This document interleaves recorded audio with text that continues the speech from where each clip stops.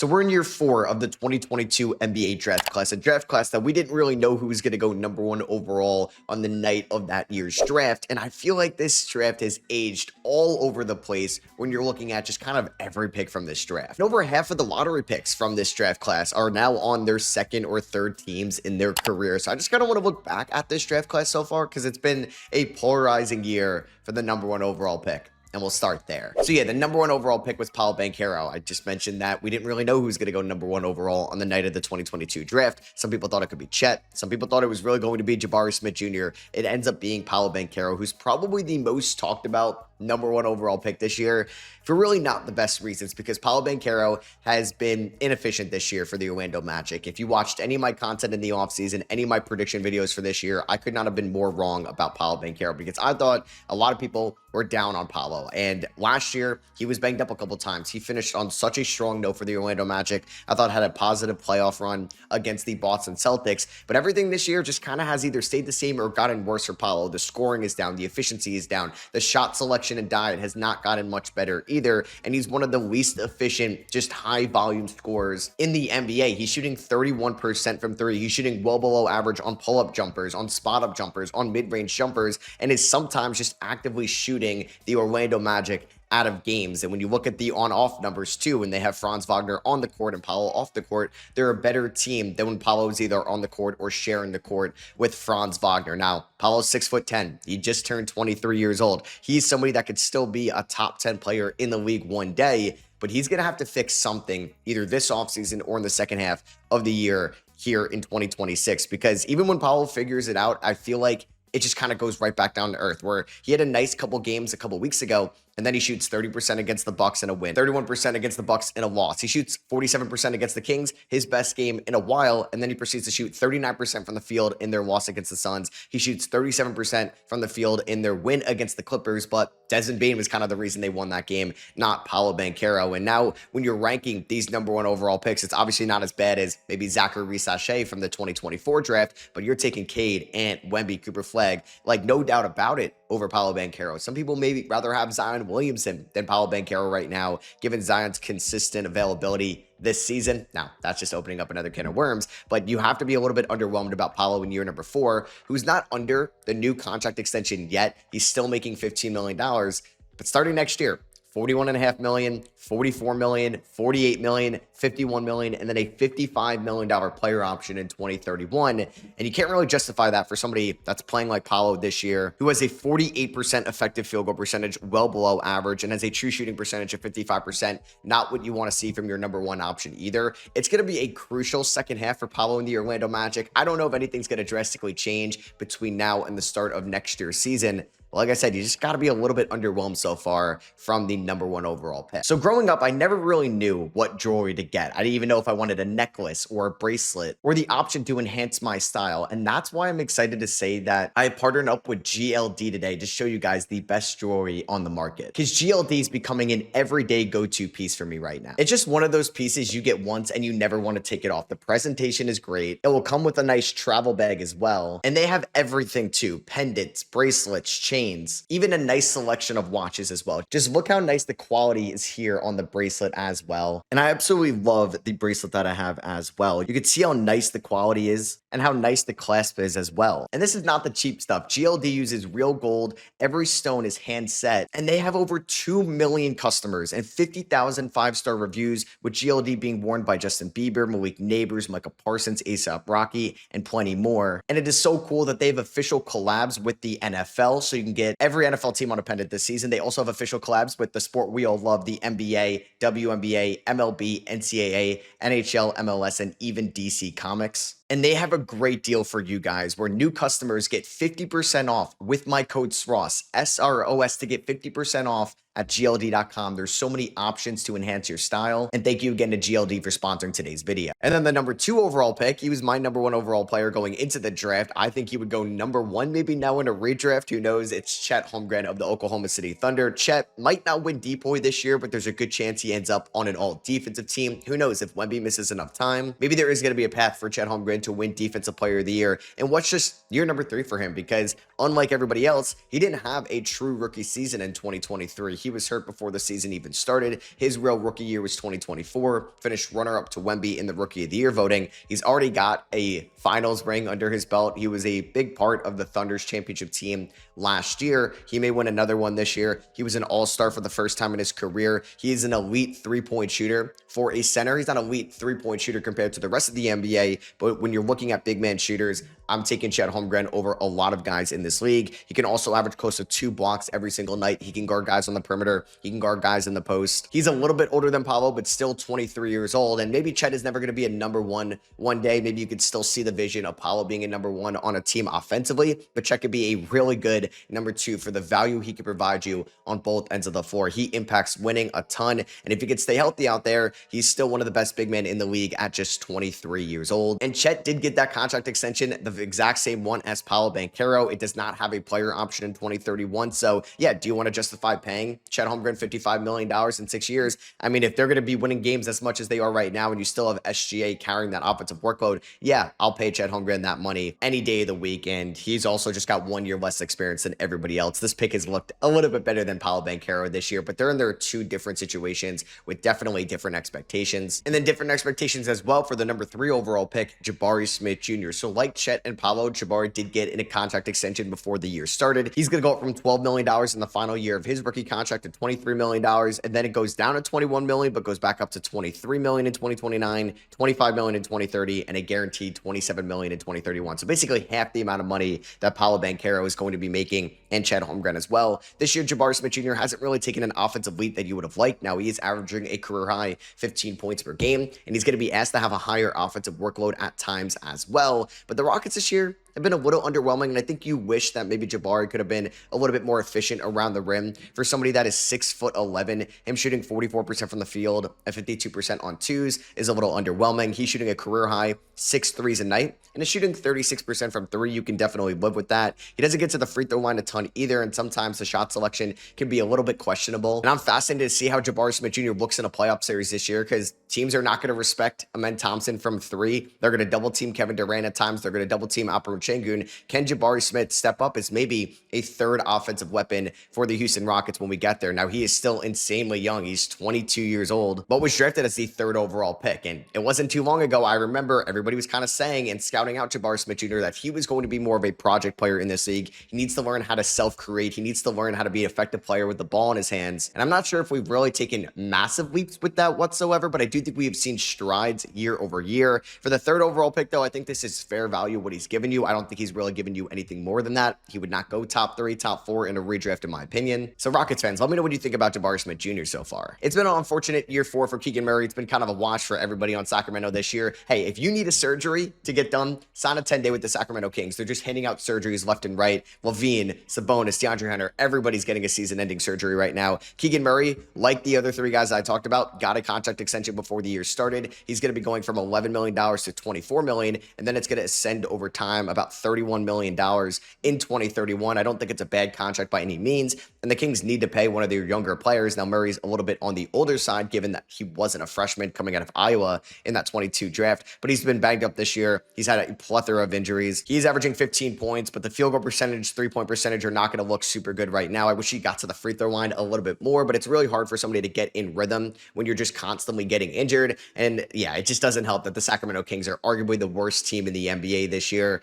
I hope Keegan Murray can stick it out here in Sacramento throughout this contract and look to improve as well, because with the salary cap rising, I don't think this is a terrible contract. I just hope that we can find some continuity in Sacktown, because, man, it stinks when you're a part of that Beam team a couple years ago in your rookie year, and now look at Sacramento. And a player that I thought was going to go number 4 on the night of the draft, Jaden Ivey, who's already been traded now to the Chicago Bulls. And recently he got a DNP coach's decision when Billy Donovan was not coaching for them, and it was Wes Unseld Jr. They wanted to see more Anthony Simons and Colin Sexton, and now he's dealing with a knee injury. And you feel really bad when Jaden Ivey says that he's just not the same player he used to be, doesn't have the same athleticism. When he was at Purdue, or even in his early days in Detroit, it sucks too, because he was on his way to getting a very nice contract extension from Detroit last year. In 30 games, he was putting up career highs across the board: 46% from the field, 41% from 3, around 50% on twos, 73% from the free throw line, but 17.5 points, 4 rebounds, 4 assists, and was a part of the Detroit Pistons, who finally looked like a competent team last year. He suffers a season-ending injury and he's just not looked the same since. There's been kind of glimpses of what he could be still in this league, but it really sucks to see from the 23-year-old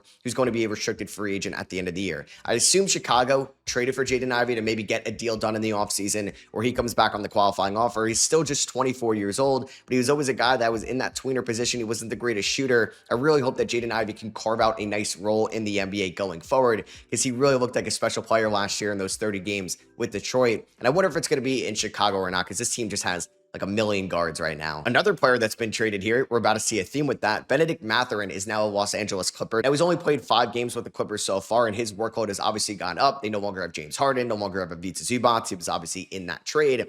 So he's taking about 15 shots a night. He's taking 4 3-pointers a night. So his efficiency hasn't been great, but he's getting to the free throw line 9 times a night, which I really like to see. And he's a very good free throw shooter as well. He's averaging 22 points, 6 rebounds, 3.5 assists in those 5 games with the Clippers. Now, the Clippers traded away Harden and Zubac. They have Garland and Kawhi under contract next year.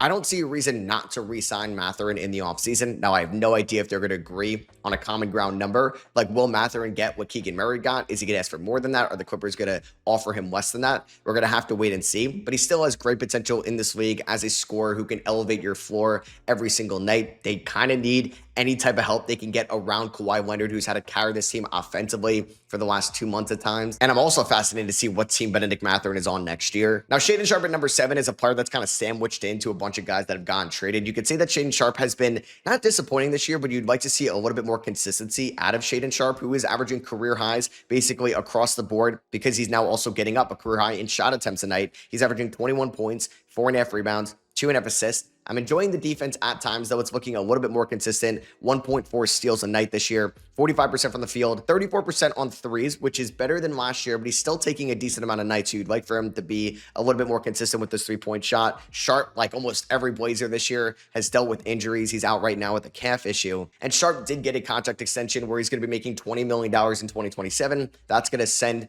over time to $24.9 million in 2030, and he could hit free agency again unrestricted as a 26-year-old, which is crazy that he's still this young. And we know that he's one of the more athletic players in the NBA as well, and he's just 22, so there could be another leap coming. Are we going to see Shaedon Sharp, though, take that leap, or is he going to be kind of like on that RJ Barrett Tower Hero career trajectory, which is fine, don't get me wrong, but can we see him become an All-NBA player one day? There's maybe that in his game. I think it really just comes down to the 3-point shot. Dyson Daniels went 1 pick after Shaedon Sharp, and we know he got traded in the 2024 offseason in a trade that is still looking good to this day for the Atlanta Hawks. Now, Dyson Daniels did sign an extension with Atlanta last offseason, where he's going to be making $25 million even for the next 4 years, so basically $100 million over the course of 4 years. Daniels this year is still objectively a good player. He's still a really good defender on the perimeter. He's probably not going to end up on an all-defensive team this year, but you never know. There's a possibility where that ends up happening. He's still efficient on twos, 55% on twos, about 50% from the field, but he's one of the worst 3-point shooters in the NBA. Now, it's fine that he's only taking 1.4 threes a night, so it's not like he's a bad 3-point shooter on high volume, which can be a double negative there, but I think you'd like for him to be a little bit better as a 3-point shooter. He shot 34% from 3 last year on 3 attempts a night. That's not like the best in the world, but it's not the worst in the world by any means. But now he's down to 12% from 3 on 1.5 3-point attempts a night. That's just not where you want to be. I think he's improved as a passer. He's improved as a rebounder as well. And he's still 6'7" that could play the point guard position for you. He just needs to be more efficient as a shooter. And that's kind of been a common theme with a lot of guys here in the first round. Paolo Banchero, Jabari Smith Jr, Jaden Ivey, Bennedict Mathurin, Shaedon Sharp. Like, these guys can reach another level in their careers if they just had a little bit better touch, maybe either around the rim or as a 3-point shooter. The number 9th overall pick just ended up getting cut recently here in Jeremy Sochan. The 22-year-old is now a New York Knick. It felt like a weird spot for him to end up, and I actually kind of wish the Knicks maybe didn't sign Jeremy Sochan in a way, because he's eating into the Muhammad Diawara minutes, and I've been very intrigued about Diawara this year. And Sochan has definitely had a fall from grace. He averaged 11 points per game basically in the first 3 years of his career. His minutes were basically cut in half this year and then ended up being out of the rotation. I thought he was going to be traded at the deadline. Nobody was offering anything for Jeremy Sochan. So he signs with the New York Knicks, which I don't even know if that's going to be the best spot for Sochan either. Could have just been a little bit better to go to a bad team where you could play a little bit more. He's played roughly 8 minutes a night in 3 games since being a Knick. It's a very small sample size, but his 3-point shot, like almost everybody else in this draft so far we've talked about, has not really taken any steps forward either. They tried out the point guard Sochan minutes early in his career when he was still under Greg Popovich, but that felt like it just kind of hindered his development as well. We have definitely seen a weird couple years from Jeremy Sochan Sochan, where you were talking about him as one of the premier bright pieces in San Antonio, but then you add a Wembanyama, you add a Stephon Kessler, you add a Dylan Harper throughout the draft, and you trade for De'Aaron Fox. It's just Sochan is going down the developmental hierarchy pecking order, and now he's not even on the San Antonio Spurs anymore. I guarantee you he's probably not going to be on the New York Knicks next year, unless he signs the minimum as a 22-year-old. The 10th overall pick, Johnny Davis, unfortunately, has not played in an active NBA game this year. He was a Washington Wizard in 2023, 24, 25. His numbers never went over 6 points per game. We kind of know that he didn't really work out whatsoever being the 10th overall pick. Johnny Davis got picked up by the Memphis Grizzlies in a 3-team trade last year. He got waived by them about 15 days later. He signed an Exhibit 10 contract with the Bucks, got waived a day later. He's basically been around the G League so far this year. Ousmane Dieng, another player traded here in the lottery, the 11th overall pick, is definitely an intriguing player, though, because it did feel like that Ousmane Dieng could actually be a quality rotational player in this league. He was just never going to get the consistent playing time on the really good Oklahoma City Thunder, because we talked about Chet. We're about to talk about another player right after Ousmane Dieng, and Jang has actually looked pretty good so far for the Milwaukee Bucks. He's only played 5 games with them, and 3 of them have actually been pretty good. He only played 5 minutes in his debut against Orlando. He played 23 minutes against Orlando, where he had 17 points. Then he had 19 points, 4 blocks, 6 assists, and 11 rebounds in their win against Oklahoma City. A nice revenge game for him. He played fine against New Orleans, but really struggled against Toronto in their blowout loss recently. Now, Jang is 6'9", 22 years old. Honestly, Milwaukee doesn't have the greatest depth. They don't have much of a young core either. Just bring back Ousmane Dieng next year on the qualifying offer or something. Have him be a rotational guy for you, because I do think this was a nice buy low option for John Horst in that Bucks front office. But yeah, obviously an elite pick here at number 12 by Sam Presti. He had 3 lottery picks here. He had 3 lottery picks and he hit on 2 of them. Chet Holmgren at number 2 and Jalen Williams at number 12. You could say, though, that this is Jalen Williams' worst year of his career so far here in year number 4. Now, he has dealt with a constant wrist issue this year, coming off wrist surgery. He had a delayed start to the 2026 season. And he's also out right now with a hamstring injury, which we know can linger in this league. He's averaging 17 points, down from the 21 points last year. He's shooting 47%, which is down from last year, 31% from 3, which is noticeably down from last year as well. And he's getting to the free throw line a little bit less. Now he's struggling to find that consistency here in Oklahoma City, given the injuries and the lack of availability just being in and out of the lineup this year. But I still think Jalen Williams would go very high in a redraft. And I think when we get to this point here at number 12, you're realizing, okay, how many players in this draft are you taking over Jalen Williams? Maybe his teammate Chet Holmgren. I think there could be a debate between Paolo Banchero and Jalen Williams. Now, Williams was a little bit older coming out of this class as well. He's 24. He's going to be 25 in April. So he's about a year and a half older than Paolo Banchero. So you do have that on Paolo's side. But Jalen Williams is still kind of a complete two-way player. Maybe not as a number 1 option, but as a damn good number 2. And OKC just has 2 elite number 2 options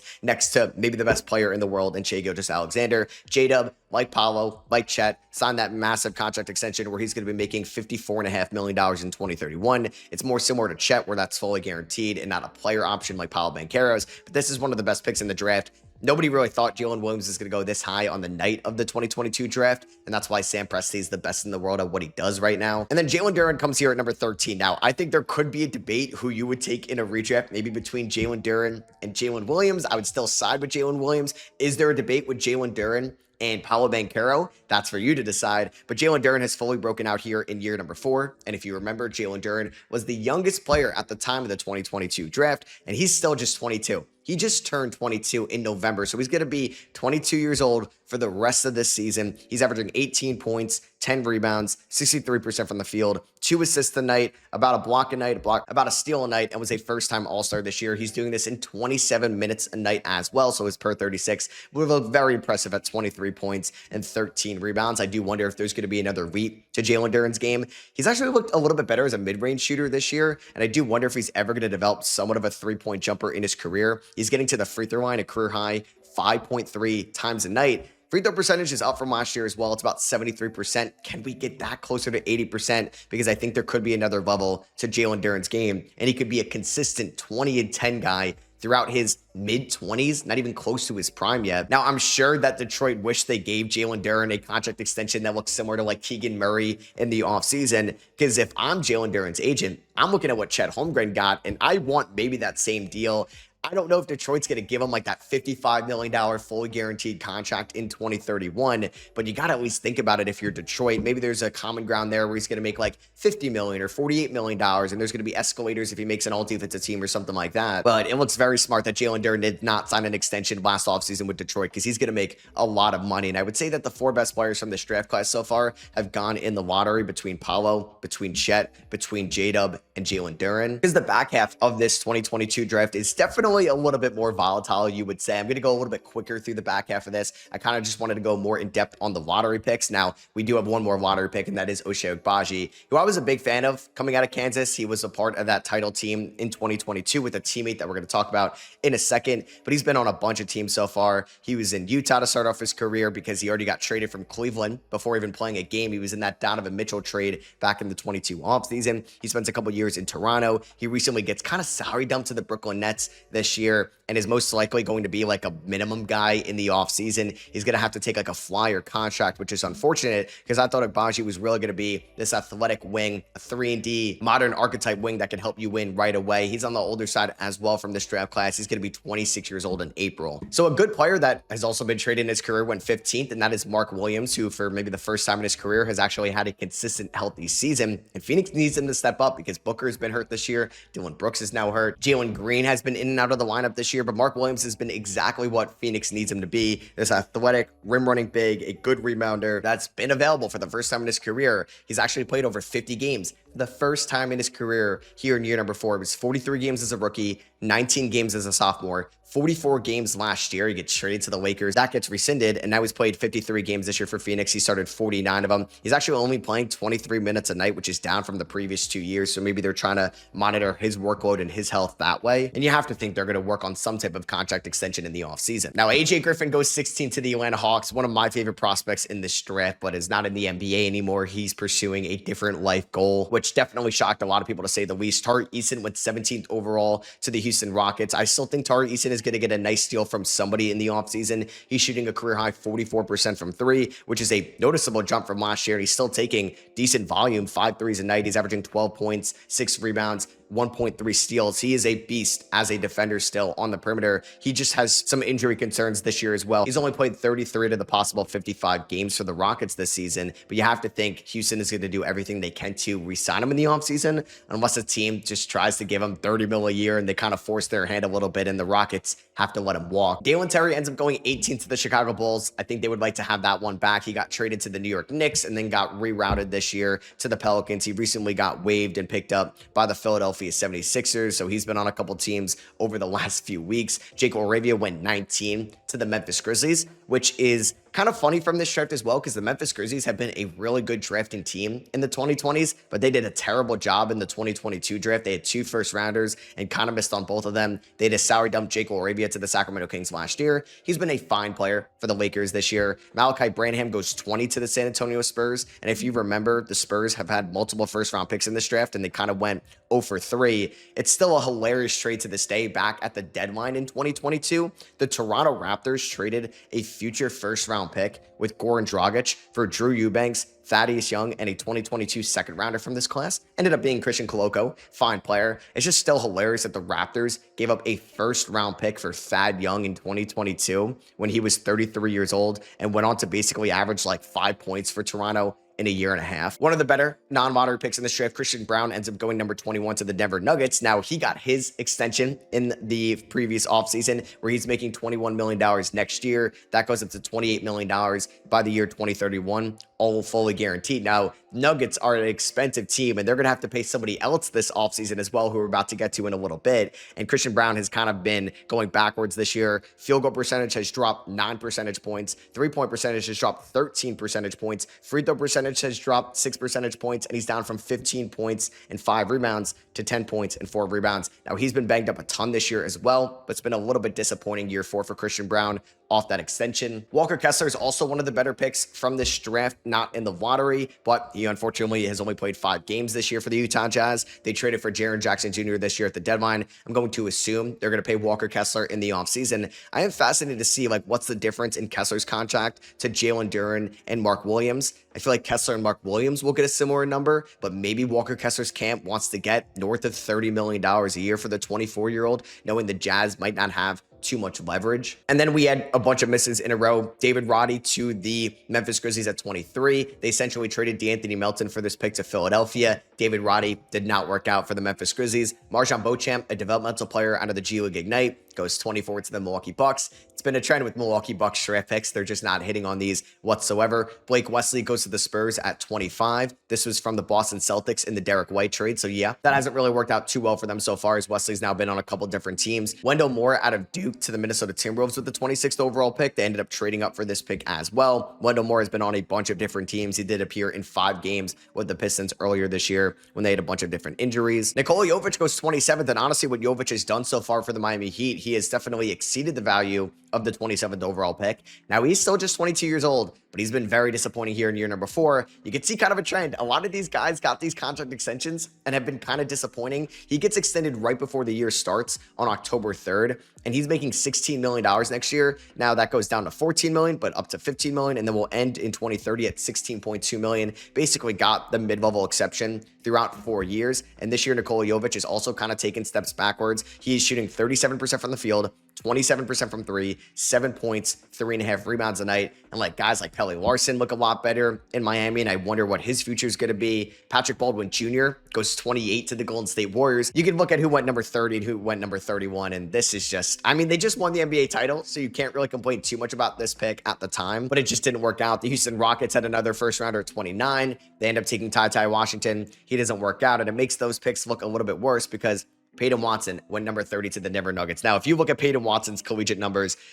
I was shocked. He went 30th overall. He averaged 3 points, 3 rebounds, shot 32% from the field, and 22% from 3 at UCLA in 32 games in that 22 season. Now, Peyton Watson has an argument for the most improved player this year. He's probably not going to win it. He might not hit 65 games, but he has been one of the more improved players in the league. 15 points, 5 rebounds, 2 assists, about 50% from the field, 41% on threes, 53% on 2s. He is a really good defender. He's a phenomenal athlete. 23 years old. Watson is going to get a nice payday this offseason, either from the Denver Nuggets or from a different team, because he could look at what his teammate Christian Braun just got, and you can make an argument Peyton Watson should get paid more than what the average of $25 million Christian Braun is going to get. Now, this is going to make the Nuggets a very expensive team. They might honestly have to salary dump Cam Johnson if they want to bring back Peyton Watson. When you're looking at the second apron stuff, and the Cronkies haven't really been the most willingness to spend owners in the last few years for Denver. So it's going to be fascinating to see how that looks going forward. The second rounder is actually aged fairly well. Andrew Nembhard, the 31st overall pick. They got this in the Karis LeVert trade with the Cleveland Cavaliers. Obviously, Andrew Nembhard is one of the better players from this draft. He would go top 10, top 12 in a redraft 100%. There's also been some other hits like Jay Will to the Thunder at 34. I would say he's exceeded the value of a 34th overall pick. Max Christie to the Lakers at 35. Who knows? They don't draft Max Christie here. Do they have Luka Doncic today? He was obviously a vital part in that trade as well. You had Moussa Diabate go 43 to the Los Angeles Clippers. Now, he hasn't worked out for the Clippers, but he's worked out nicely this year for the Charlotte Hornets. Ryan Rollins goes 44th overall to the Atlanta Hawks. He technically gets traded to the Golden State Warriors on the night of the draft, and then we kind of know his story as well. He's in the Chris Paul trade. He shoplifts from Target. He gets waived. Milwaukee picks him up on a two-way in February of 2024, and now he's like the second best Milwaukee Buck right now, averaging 17 points, 4.5 rebounds, 5.5 assists. In my opinion, should be the most improved player this season. So yeah, I just wanted to talk about the 2022 draft class today. I feel like it's been all over the place, and I'd love to know your guys' thoughts and opinions from this class as well. If you maybe want to see an updated regrade or redraft, let me know. Drop a thumbs up on this video. Let me know your thoughts down below. Subscribe if you are not already for more content like this. Catch you on the next one. Peace.